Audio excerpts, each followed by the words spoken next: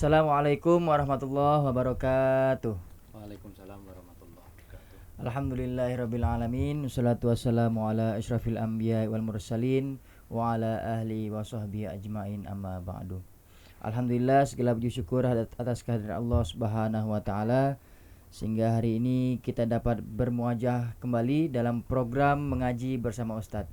Salawat teriring salam selalu tercurahkan kepada Nabi Muhammad SAW yang berkat perjuangan beliau sehingga sampai saat ini kita dapat merasakan nikmatnya iman wal Islam. Baik sahabat surya yang dirahmati Allah Subhanahu wa taala, alhamdulillah di kesempatan pada hari ini kami mengundang para mubaligh dari Persyarikatan Muhammadiyah. Alhamdulillah hari ini kita mengundang Al-Mukarram Al-Ustadz Syahid Hamdan SAG MPDI. Assalamualaikum Ustadz. Waalaikumsalam warahmatullahi wabarakatuh. Gimana Ustadz? Sehat Ustadz? Alhamdulillah.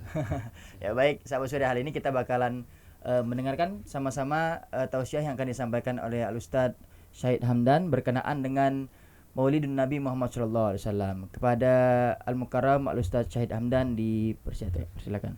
Fadhal Ustadz. Bismillahirrahmanirrahim. Assalamualaikum warahmatullahi wabarakatuh. Waalaikumsalam warahmatullahi wabarakatuh. Innal hamdalillah nahmaduhu wa nasta'inu wa nastaghfir wa na'udzu billahi min shururi anfusina wa min sayyiati a'malina. May yahdihillahu fala mudhillalah wa may yudlil fala hadiyalah. Asyhadu an la ilaha illallah wa asyhadu anna Muhammadan abduhu wa rasuluhu la nabiyya ba'dah. Wa qala ta'ala fil kitabil karim, a'udzu billahi minasyaitonir rajim. Bismillahirrahmanirrahim. Laqad kana lakum fi rasulillahi uswatun hasanah. Al-ayat. Puji syukur kepada Allah Subhanahu wa taala atas limpahan karunia nikmatnya, baik itu nikmat iman, nikmat Islam, nikmat kesehatan, nikmat kesempatan, bahkan nikmat bisa berjumpa lagi dalam dialog kajian Islam. Alhamdulillah, itu adalah sebuah karunia kenikmatan yang Allah berikan kepada kita sekalian. Sholawat serta salam semoga selalu tercurahkan kepada junjungan kita Nabiullah Muhammad SAW, keluarganya, sahabatnya, dan para pengikutnya, termasuk kita sekalian yang setia mengikuti ajaran beliau, sunnah beliau, dan mudah-mudahan kita semuanya mendapatkan syafaatnya di hari kiamat nanti. Amin, amin ya rabbal alamin. Pada kesempatan yang mulia ini, kami ingin menyampaikan tentang kajian secara singkat tentang Maulid Nabi Muhammad SAW, di mana ketika setiap bulan Rabiul Awal, sebagian umat Islam ada yang merayakan peringatan Maulid Nabi, dan ada juga yang tidak memperingati. Pada prinsipnya tidak menjadi masalah, karena sebagai pengikut Nabi, saya yakin yang mengadakan ataupun yang tidak, pada dasarnya ada dasar hukumnya atau keyakinan bahwa Maulid Nabi adalah sebagai bukti bahwa Allah menurunkan Nabiullah Muhammad SAW, di mana baginda Rasulullah dilahirkan pada bulan Rabiul Awal tahun gajah.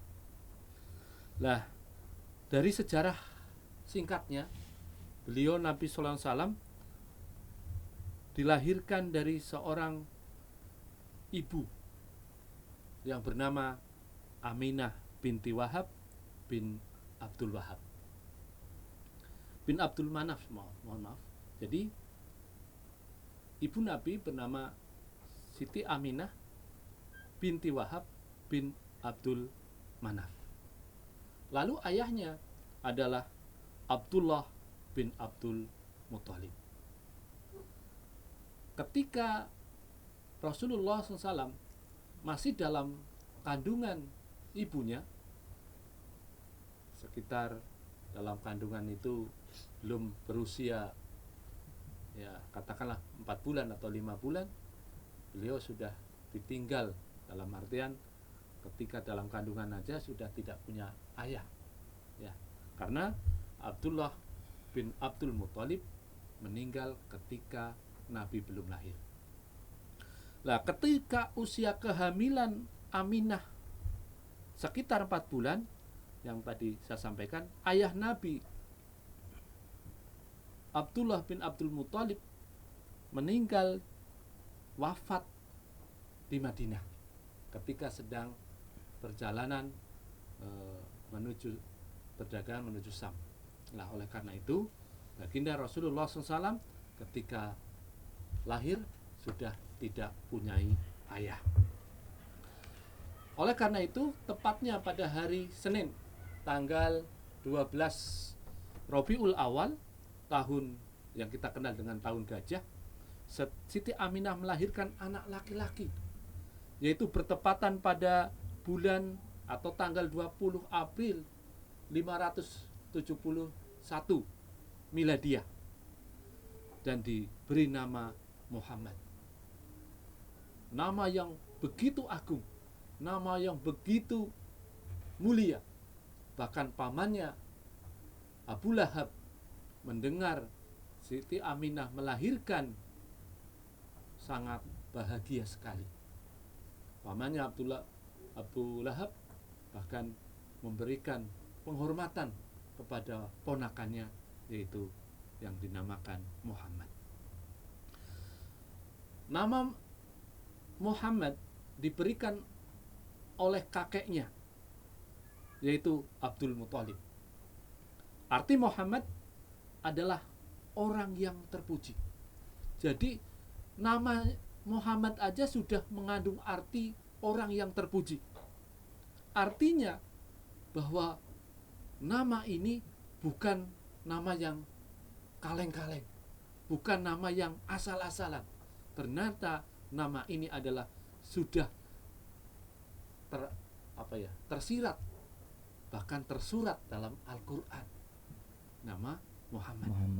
Nah, oleh karena itu nama Muhammad yang begitu mempunyai arti terpuji diberikan oleh kakeknya Abdul Muthalib. Lalu setelah lahir ada beberapa orang, dalam artian yang menyusui beliau. Karena apa? Karena dalam kondisi setelah usia Nabi belum begitu, dalam beberapa bulan setelah kelahiran, ada orang yang mengasuh beliau, yang menyusui beliau juga waktu kecil. Yang pertama adalah Siti Aminah, ibunya. Lalu yang kedua adalah Suwaibah. Ya, Suwaibah itu budaknya Abu Aslamiyah, yaitu budaknya paman Nabi Abu Lahab. Jadi Abu Lahab nama aslinya adalah Abu Aslamiyah. Itu nama lain Abu Lahab. Itu juga yang menyusui Nabi. Suwaibah itu budaknya Abu Lahab yang menyusui Nabi. Lalu yang ketiga adalah Halimah binti Abu Su'aib. Nah, oleh karena itu ketika Nabi dalam keadaan masih bayi, 3 orang inilah yang menyusui Nabi Sallallahu Alaihi Wasallam. Nah, dan ketika sudah tidak disusui, yaitu sekitar 2 tahun, ya, karena Nabi disusui itu sampai 2 tahun. Ya, hadis Nabi pun mengatakan kalau seorang ibu menyusui putra-putrinya sampai usia 2 tahun. Nah, dalam usia 2 tahun itu masih diasuh oleh Halimah binti Abu Suwaibah. Karena apa? Karena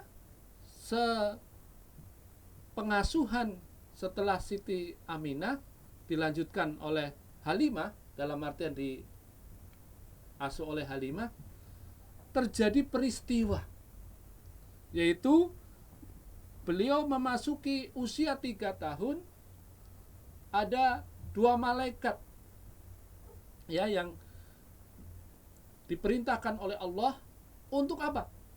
Untuk membersihkan hati Rasulullah SAW. Istilahnya adalah dua malaikat yang datang ke rumah Halimah, mendatangi Halimah, lalu malaikat tersebut mengambil Nabi SAW dan dibersihkan, istilahnya dioperasi.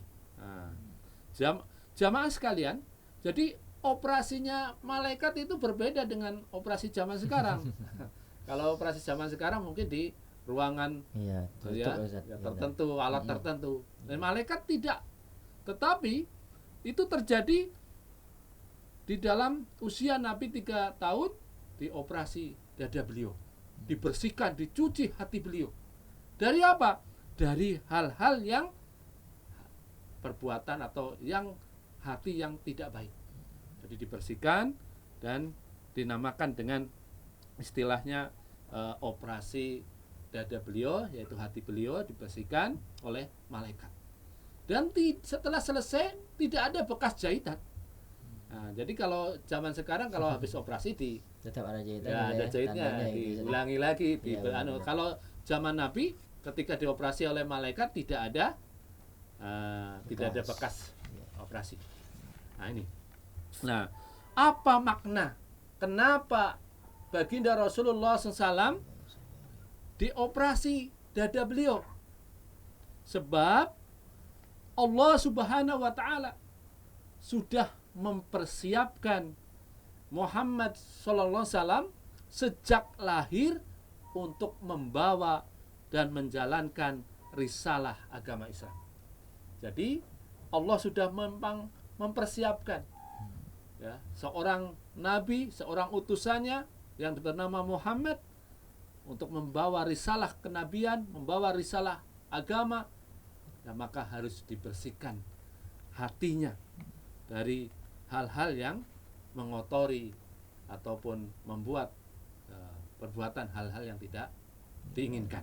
Nah, jadi oleh karena itu dalam surat Al-Quran juga dijelaskan di dalam surat Al-Insyirah.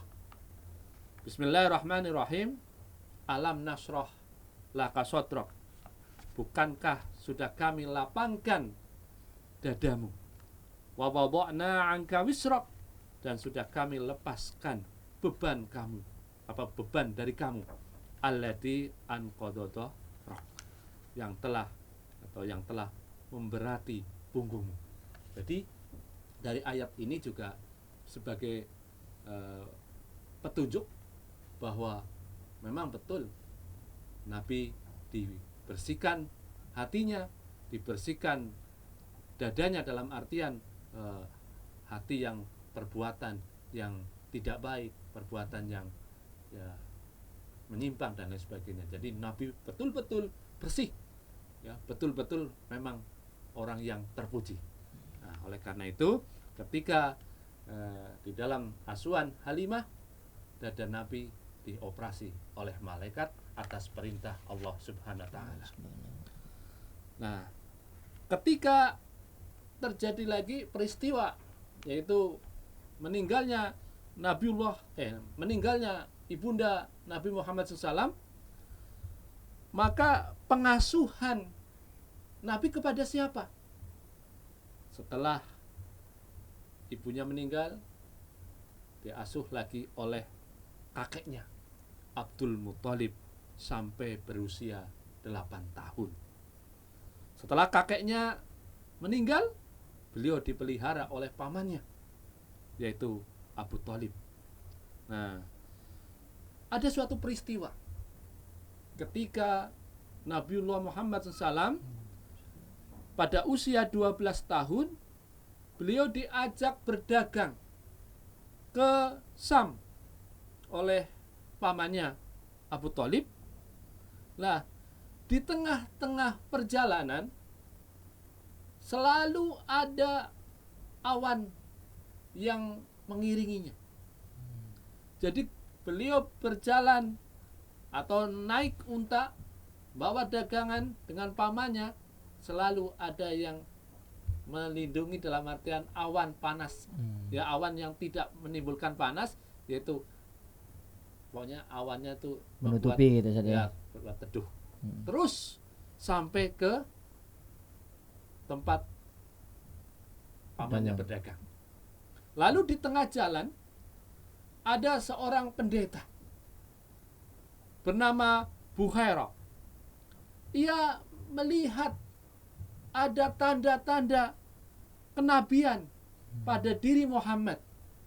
Jadi hal yang seperti itu mukjizat Allah, yaitu memberikan awan yang selalu mengiringi beliau mengikuti pamannya berdagang, ya di atas itu ada langit yang selalu mendung. Jadi tidak panas. Padahal kita lihat di namanya di Arab pasir, ya, padang pasir pasti panas. Tapi Nabi selalu dilindungi atau diteduhi dengan awan.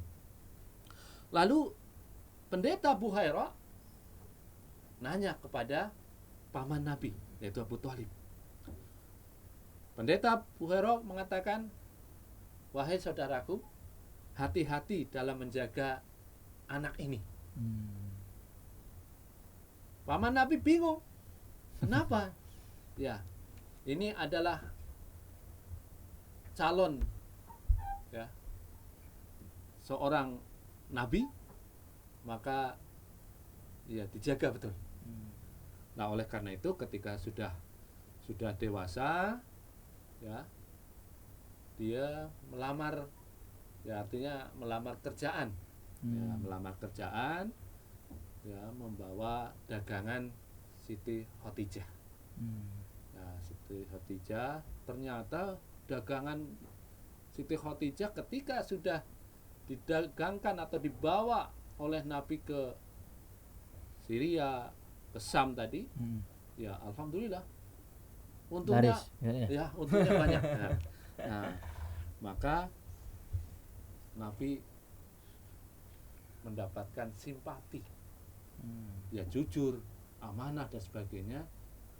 Akhirnya Siti Khadijah, yang namanya perempuan, ya jatuh cinta. Akhirnya Siti Khadijah melalui karyawannya yang bernama Maisarah bilang ke Abu Thalib untuk istilahnya Siti Khadijah melamar Nabi Muhammad. Nah, Abu Thalib lalu menyampaikan hal ini, dan alhamdulillah ya, karena sudah Allah atur, sudah Allah gariskan, maka Siti Khadijah menjadi istri dari Nabi Muhammad SAW. Nah, oleh karena itu sejarah mengatakan bahwa Nabi Muhammad SAW dari sejak dalam kandungan sudah tidak punya ayah, lalu ketika sudah lahir beberapa tahun atau beberapa bulan sudah ditinggal oleh orang tuanya atau ibunya, lalu diasuh oleh kakeknya, diasuh oleh pamannya, dan akhirnya alhamdulillah setelah usia 25 tahun menikahlah dengan Siti Khadijah. Nah, itu sejarah Nabi SAW dari proses dalam kandungan sampai usia beliau menikah. Ya, baik. Ya, sahabat Surya, menarik sekali. Tadi kita sudah mendengarkan sirah atau perjalanan Nabi mulai dari dalam kandungan sampai beliau akhirnya bisa menikah dengan Siti Khadijah. Menarik sekali bagaimana kita sama-sama menyimak bahwa dari kecil Nabi Muhammad SAW sudah diberikan tanda-tanda kenabian, Ustaz ya. Iya. Baik sahabat Surya, sebelum kita lanjutkan kajian bersama Ustadz Syahid, kami mengingatkan untuk sahabat Surya untuk mendapatkan update terkini seputar SMP Muhammadiyah 1 Pontianak. Sahabat Surya bisa mengunjungi laman website kami di www.smpm1ptk.com.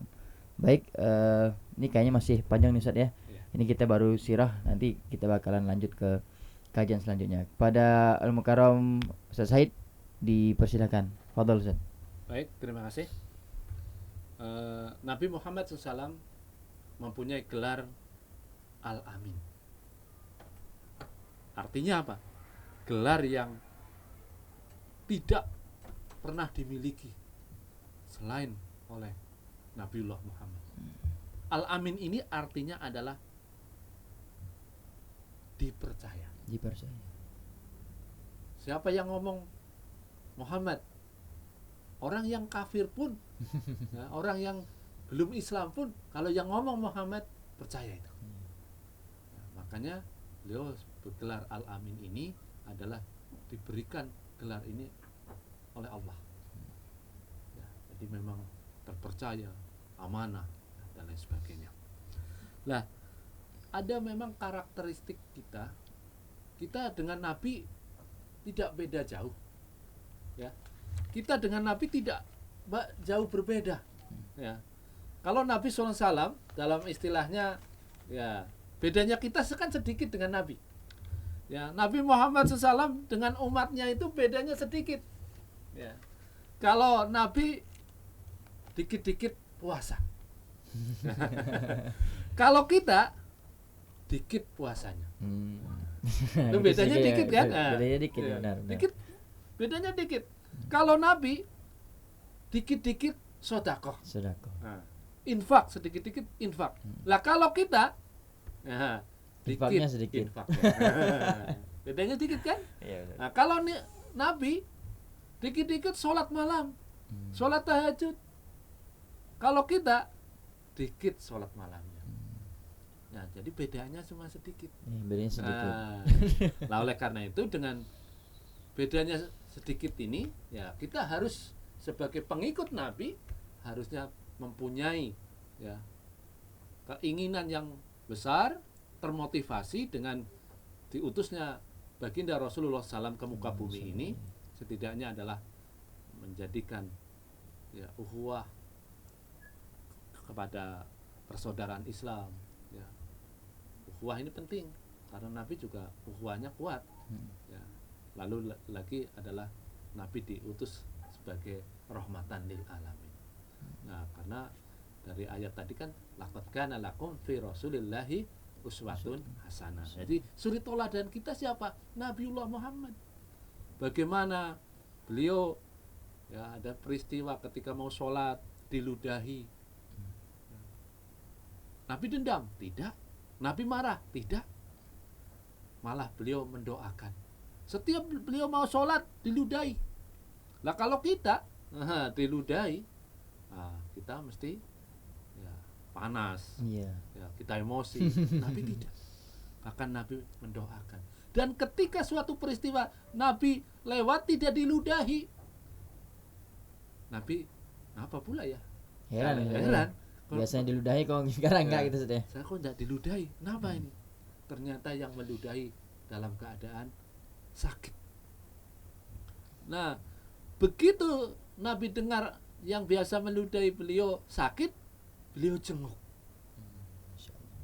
Bagaimana seorang, ya, kalau kita diludahi orangnya sakit, nah mungkin muncul alhamdulillah kan gitu. Tapi ini tidak. Nabi begitu alaknya terpuji, orang yang menyakiti dia, orang yang menghina datang. Nah, inilah karakteristik seorang Nabi, panutan umat. Ya, mudah-mudahan kita mendapatkan syafaatnya. Amin amin ya rabbal alamin. Oleh karena itu ketika orang ini sakit didatangi oleh Nabi, beliau mengatakan, ya Rasulullah, engkau tidak dendam, engkau tidak marah dengan setiap hari saya ludahi. Mulai detik ini saya bersaksi, dia mengucapkan asyhadu alla ilaha illallah wa asyhadu anna muhammadar rasul. 2 kalimat syahadat, masuk Islam. Ada Nabi lagi berdagang, ya, laut, nggak salah berhijrah gitu kan, dilempari oleh penduduk Taif. Ada gigi Nabi, ya, tanggal beberapa, ada 2 gitu, berdarah-darah. Lalu malaikat Jibril datang, wahai Muhammad, apakah umat itu perlu dibinasakan? Kata Nabi, jangan, jangan. Mereka karena belum mendapatkan, ya, hidayah. Lalu Nabi berdoa, dan ternyata setelah diberikan hidayah oleh Allah, justru orang Taif lah yang membela Nabi dan betul-betul menjaga keislamannya. Nah, oleh karena itu kita sebagai umat beliau, mari kita menjadikan beliau sebagai uswatun hasanah dalam sikap kita, tindak tanduk kita, bahkan amal ibadah kita. Kalaupun kita sedikit-sedikit, ya, masih sedikit, tapi rutin, istiqomah, ya insya Allah minimal kita menjadi umat beliau yang istiqomah terhadap ajaran beliau.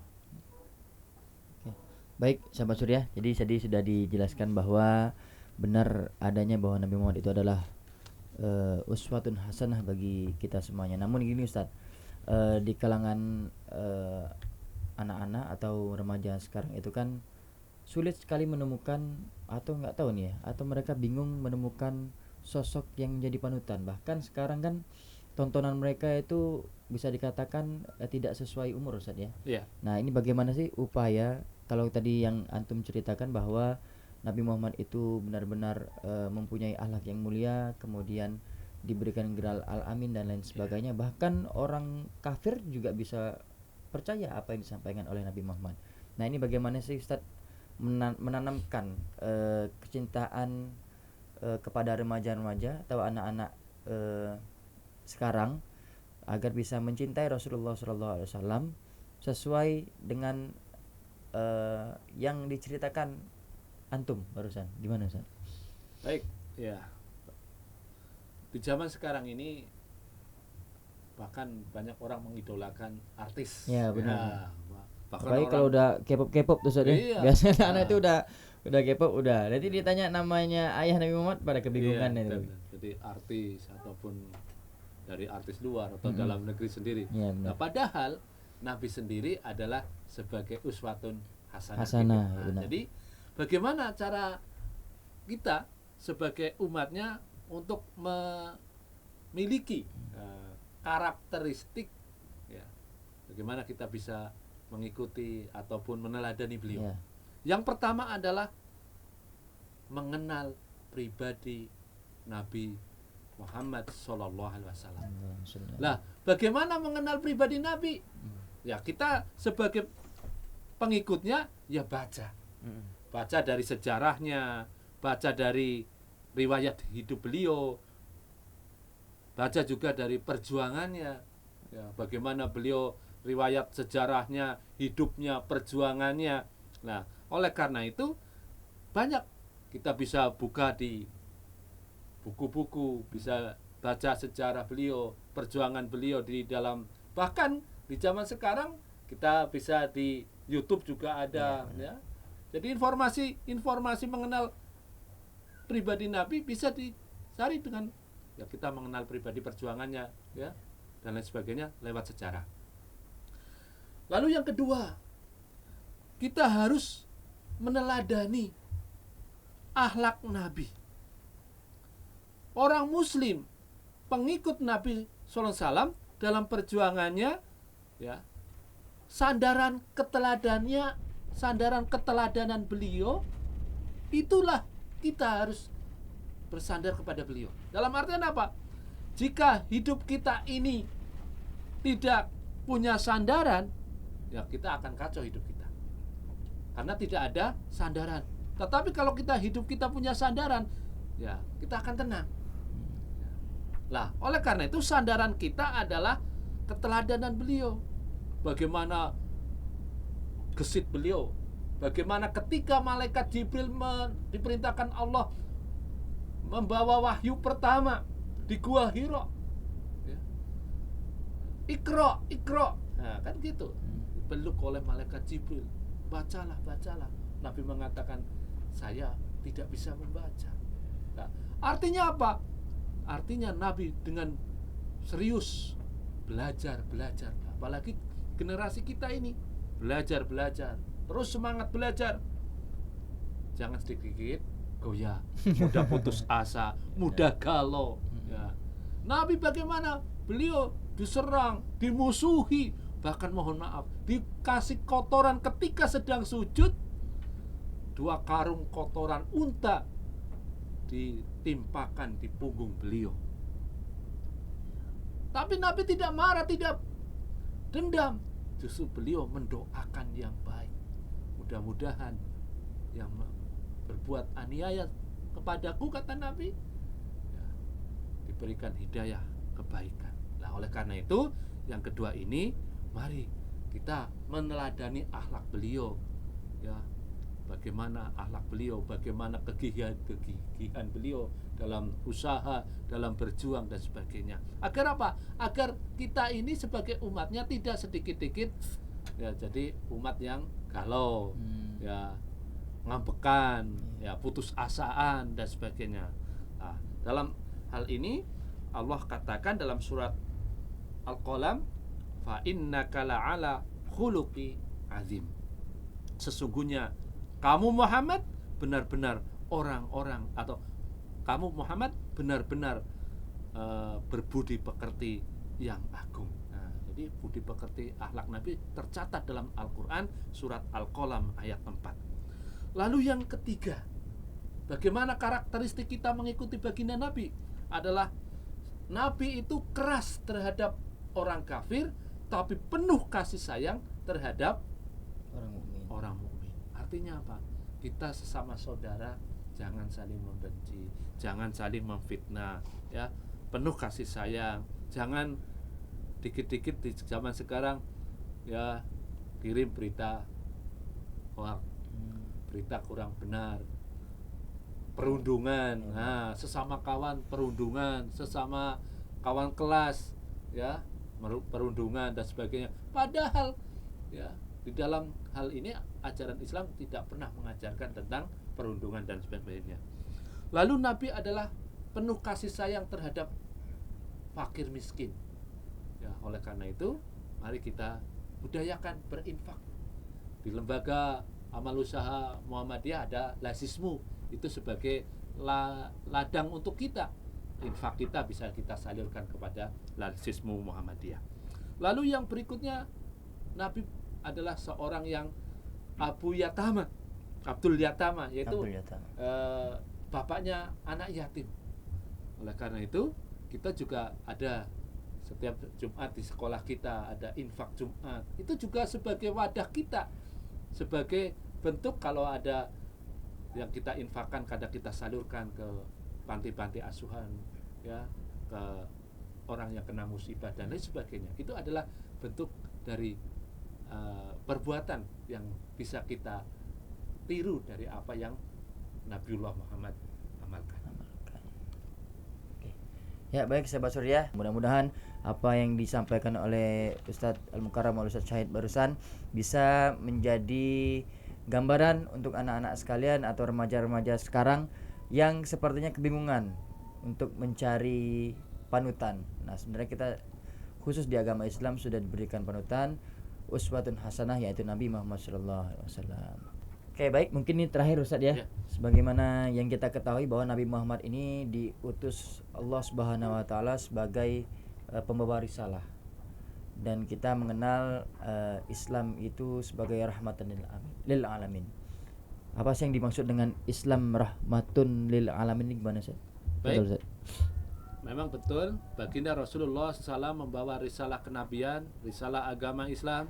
Di dalam Al-Quran surat Al-Anbiya ayat 107, Allah berfirman, Bismillahirrahmanirrahim, wa ma arsalnaka illa rahmatan lil alamin. Tiadalah kami mengutusmu Muhammad melainkan untuk menjadi rahmat bagi seluruh alam. Jadi turunnya Nabi ya di muka bumi ini adalah membawa risalah keislaman, membawa agama Islam adalah untuk rahmatan bagi seluruh alam. Nah, lalu apa sih spirit, apa sih pengertian dasar dari Islam rahmatan lil alamin? Islam rahmatan lil alamin yang pertama itu adalah Islam itu agama yang tidak diskriminasi. Nah, jadi Islam rahmatan lil alamin itu yang pertama adalah Islam itu bukan agama diskriminasi. Islam memberi tuntunan agar manusia memiliki kesadaran bahwa semua umat manusia pada hakikatnya di hadapan Allah adalah sama. Mau kaya, mau miskin, di hadapan Allah adalah sama. Yang membedakannya adalah ketakwaannya. Itu yang pertama. Lalu yang kedua, rahmatan lil alamin artinya adalah Islam itu adalah agama yang mudah dijangkau, agama yang mudah dipelajari oleh siapa saja. Mudah dijangkau teksnya. Nah, Al-Quran dipelajari mudah. Mudah dijangkau amal kebaikannya. Banyak amal kebaikan dalam Islam. Contoh, senyum saja ibadah. Nah, memberikan salam juga ibadah. Menyingkirkan batu duri, menyingkirkan paku di jalan pahala. Membuang sampah ke tempatnya termasuk ibadah. Banyak sekali. Jadi amal kebaikan di dalam Islam ya banyak. Jadi bahkan dengan Islam yang mudah dijangkau oleh siapa saja, kita kenal di negara-negara barat ya banyak yang masuk Islam. Bahkan karena ada tempat ibadah yang penduduknya sudah tidak mau beribadah ke agama itu, akhirnya masuk Islam. Dan tempat ibadahnya dijual. Dan alhamdulillah dibeli oleh Perserikatan Muhammadiyah. Harganya cukup fantastis di luar negeri itu. Di kalau tidak salah di Spanyol. Nah, itu salah satunya. Lalu yang ketiga, Islam itu adalah transparan. Islam itu adalah memberikan tuntunan dalam melakukan kerja-kerja Islamiyah. Jadi di dalam Islam itu ya kerjanya secara jujur, sidik, ya bahkan menjadi salah satu sifat utama Nabi kan ya sidik, amanah. Nah, di dalam Islam itulah itu. Ya, transparan. Lalu yang keempat, Islam rahmatan lil alamin adalah artinya Islam itu penuh tanggung jawab. Karena dalam Al-Qur'an surat Mudzashir ayat 38, Bismillahirrahmanirrahim, kullu nafsin bima kasabat rahinatun. Sesungguhnya tiap-tiap manusia bergantung apa yang diusahakan. Jadi Islam itu adalah ya penuh tanggung jawab yang diusahakan. Lalu yang kelima adalah Islam itu adalah agama yang selalu berorientasi pada hal yang menghasilkan nilai-nilai amal ibadah. Ya. Jadi amal kebaikan kita dijadikan pahala. Niat aja baru niat itu udah ditulis sebagai amal ibadah. Jadi kalau kita contohnya, saya kalau mau mendekati penilaian tengah semester nih, yang bulan Oktober nih, saya niat mau sholat tahajud, sholat malam. Itu niat itu sudah dicatat menjadi pahala ibadah. Apalagi mengamalkannya, menjalankannya. Wah, ibadahnya jadi pahala yang besar. Lalu yang keenam, Islam itu adalah berorientasi kepada kemanfaatan. Jadi sekali lagi kemanfaatan diri kita, di mana kita berada, bermanfaat bagi masyarakat, bermanfaat bagi agama, bermanfaat bagi nusa dan bangsa. Ini adalah menjadi landasan Islam yang penuh atau berorientasi kepada kemanfaatan. Lalu yang ketujuh adalah Islam itu agama yang penuh kebaikan sesama. Walaupun beda agama, ya, tetangga kita umpama non-Islam, kita Islam, ya, kita saling menjaga kebaikan, saling menjaga kerukunan, ya, toleransi. Itu Islam mengatur itu, sangat indah sekali. Ya, dalam Al-Qur'an surat Al-Mudzashir ayat 5, wala tamnun tastaksir. Janganlah engkau memberi karena mengharap hendak memperoleh yang lebih banyak. Nah, itu. Jadi kita jangan berharap terlalu banyak, dalam artian kita udah memberikan sesuatu kepada tetangga, jangan kita berharap nanti tetangga akan memberikan yang lebih. Jangan. Tapi kita selalu dalam artian ya, dalam relasi relasi saling berbaik dengan tetangga, walaupun bukan sesama agama Islam, ya, non Islam, kita harus saling menjaga kerukunan, toleransi. Yang terakhir, Islam adalah menganjurkan kepada kebajikan, menganjurkan kepada kebaikan. Kan?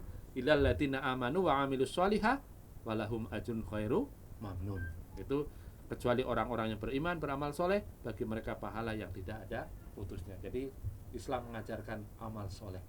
Nah, oleh karena itu sekali lagi di dalam kita mengadakan ya Maulid Nabi Sallallahu Alaihi Wasallam, mari kita ikuti uswah beliau dalam kehidupan sehari-hari dan kita jadikan spirit rahmatan lil alamin. Ada 8 tadi, mudah-mudahan dalam keseharian kita betul-betul menjadi manusia Islam yang kafah, Islam yang penuh dengan uswatun hasanah yang dicontohkan oleh Nabiullah Muhammad SAW. Itu saja yang bisa kami sampaikan. Terima kasih. Oke, baik sahabat Surya, alhamdulillah, masya Allah. Tadi sudah disampaikan bahwa Islam rahmatan lil alamin itu seperti apa, Ustaz ya. Ya. Nah, jadi di momen hari Maulid Nabi Muhammad SAW, mari kita sama-sama tanamkan dalam diri kita bahwa kita sudah mempunyai panutan, yaitu Nabi Muhammad SAW, dan bagaimana beliau diamanahkan oleh Allah Subhanahu Wa Taala untuk menjaga agama dan membawa agama menjadi rahmatan lil alamin, Ustaz ya. Dan itu merupakan tanggung jawab yang luar biasa, dan alhamdulillah sudah tersampaikan kepada kita semua melalui Nabi Muhammad SAW. Dan mudah-mudahan remaja sekarang sudah tidak bingung lagi, Ustaz ya. Kira-kira kan kita nggak bisa lihat Nabi Muhammad nih Pak. Ya, tadi sudah disampaikan Ustaz bahwa kita bisa mempelajari, meneladani beliau dari kisah-kisah dan sejarah-sejarah agama Islam. Baik, seperti itu, Ustaz ya. Baik sahabat Surya, sudah di penghujung acara. Sebelumnya kami ucapkan terima kasih kepada Ustaz Syahid Hamdan yang sudah bersedia hadir di studio kami. Kemudian saya juga mengucapkan terima kasih kepada sahabat Surya yang sudah setia mengikuti SMP Mode 1 Pontianak. Akhirnya saya Devan Prasetyo selaku pembawa acara pada kali ini mengucapkan terima kasih dan mohon maaf atas segala kesalahan. Bila taufiq wal hidayah, nasrun minallah wa fathun qarib. Wassalamualaikum warahmatullahi wabarakatuh. Waalaikumsalam warahmatullahi wabarakatuh. Terima kasih, Ustaz.